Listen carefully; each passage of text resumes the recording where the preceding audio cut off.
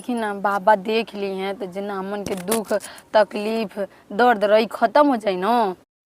ये बड़ी अच्छी बात कही आप। ठीक है तो हम दिखा ला तब। हे सारे हे बाबा ला है पिलौआ का तेल।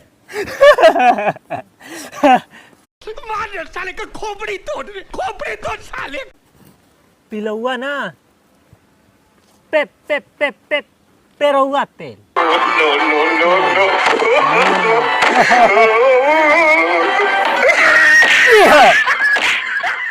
पेरौआ का तेल ऐसे बड़ी बड़ी दर्द बाबा खत्म कर ले बाना।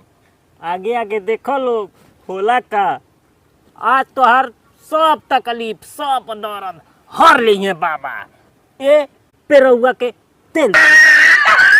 फैला पेरौआ का तेल टांग फैला के सूझ जा। ई कहे बाबा